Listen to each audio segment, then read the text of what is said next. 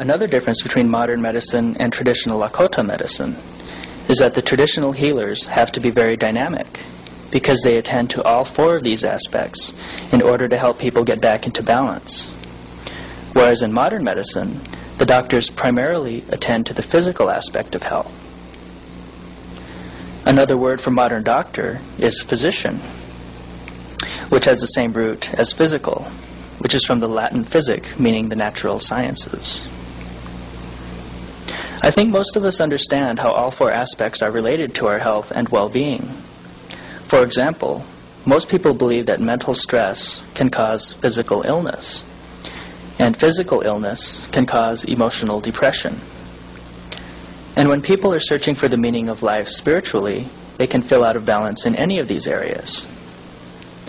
Also, people have a natural tendency to try to get themselves back into balance, even if they are unaware of this symbolism. For example, when people are physically ill and in the hospital, they tend to become more spiritual. This is one reason why there are chapels in most hospitals. Also, when people are emotionally upset, one response is to rationalize to get back into balance. Another example of our understanding of this symbolism is within athletics. Coaches often refer to pride and team unity as being the values that make up team spirit. And from team spirit, people develop mental strength and mental toughness, which influences the physical performance. And many athletes believe that the most important part of their physical performance lies within mental strength. It is also a common saying that games are won on emotion. And what this means is that the physical performance produces an emotion which feeds back into the team spirit, or pride. In this way, it can be seen how winning breeds winning through the emotional, spiritual, and mental aspects. I believe that one reason why sports are popular, particularly among men, is that this is one area in modern society that allows men to be openly emotional. Another way to look at the medicine wheel is mind, body, heart, and soul. The spiritual nature can be called the spirit or the soul. Mental nature is the mind. Physical nature is the body. And for emotions, we use heart as the symbol for emotions. For example, when you feel for someone, your heart goes out to them. Or when you feel bad, your heart is broken. This is very similar to Plato's philosophy. He referred to a soul, mind, and body. But in the medicine wheel, emotions are seen as a separate entity, making it a circular symbolism. Plato saw emotions as being part of the mind, making it a linear model. The medicine wheel can also be thought of as representing values, decisions, actions, and reactions. What a person does from the spiritual realm is interpret their values into decisions, which is the mental aspect. And then they implement their decisions into actions, which is the physical aspect. And the actions produce a feeling, whether it is a positive feeling or guilt. Depending on the action, they get reactions, which is the emotional aspect.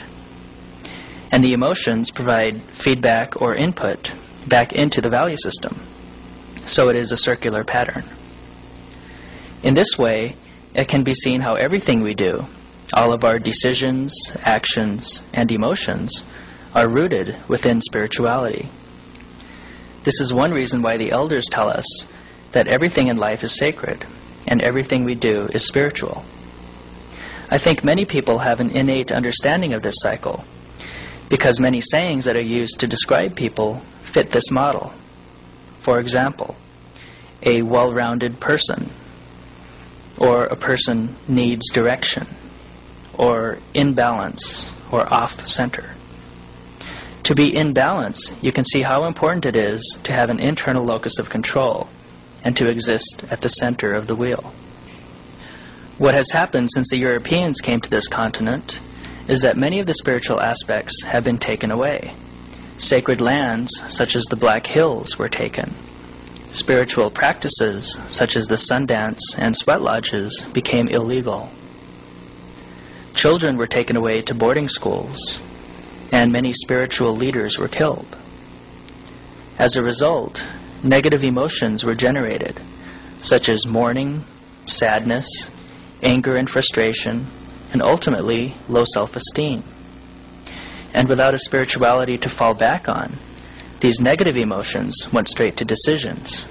And that's where alcohol came in, because the action was to drink to numb these emotions. The Wounded Knee Massacre in 1890, in which Chief Bigfoot and over 250 unarmed Lakota people, including many women and children, were killed, is thought of by many people as the symbolic event for the loss of spirituality for the Lakota people. Black Elk, a Lakota spiritual leader and medicine man who lived during that time, said that because of the Wounded Knee Massacre, the circle is broken. And it literally was. The spiritual aspect was taken away, leaving a semicircle of despair. But he also said that it would take 7 generations to heal the circle. And that is where we are now. The children of today are the 7th generation. And there seems to be a resurgence of traditionalism in many tribes. This is a good thing, because the people who have been able to avoid alcoholism or to recover from it are generally very strong spiritually. Within the medicine wheel, it is easy to see how there can be imbalances in the spiritual, mental, physical, and emotional aspects. A person who is imbalanced toward the mental nature and away from emotions might be characterized as cold and non-emotional. In modern society, a lot of men are imbalanced in this way because they believe that to be a man is to be non-emotional. But to be missing the emotional development is to be missing the important feedback link into the value system. If this is completely undeveloped, the person might be characterized as heartless or impassionate because there is no mechanism for guilt or joy to feedback to the value system for re-evaluation. Someone who is imbalanced toward emotions and away from the mental aspect might be characterized as irrational or overly emotional. In this way, the emotions are controlling the person's decisions and actions. This can manifest itself as impulsiveness or poor decision-making. A person can also be imbalanced toward spirituality and away from the physical aspect. In many religions, it is a sacred thing to be a martyr with your body. But in some instances, it is conceivable to see how a person who is imbalanced toward spirituality may actually be running away from his or her physical nature.